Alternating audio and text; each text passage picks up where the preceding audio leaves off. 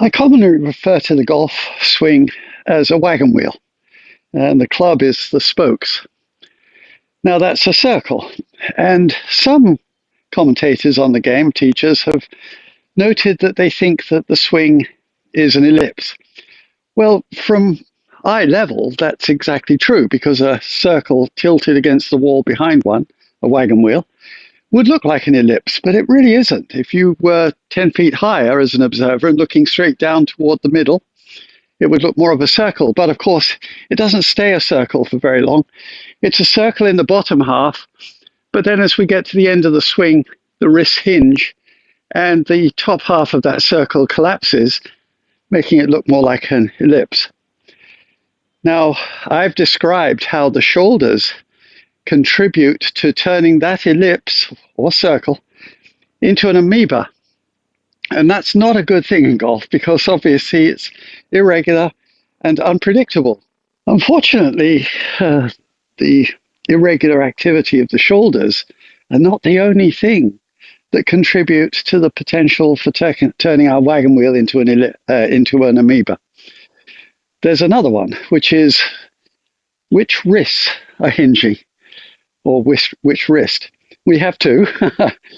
Now, if it's the right wrist, then as we swing back, and we ascribe to a popular recommendation in golf that the club should be taken away low and straight back. That engages both the tendency to drop the shoulder down to keep the club low and straight back, leading to an amoeba, but also because we're right-handed and this is our dominant hand, as we take the club low and straight back, it's the right wrist which is hinging, and the left arm and shoulder are being pulled under by that leverage. And so if you look at the opposite, imagining that the left wrist is the one that's hinging, you'll see it's characteristic of most great champions. You saw Ben Hogan waggling the golf club, but his right hand and arm were actually going up and back. It wasn't the right wrist staying firm and the left one being dragged down. And it wasn't uncharacteristic of golf instruction to talk about lifting the arms up and then just hinging the wrist toward one's right shoulder and saying that this is a good shape to achieve at the end of the backswing. Once again, it's the left wrist that's hinging.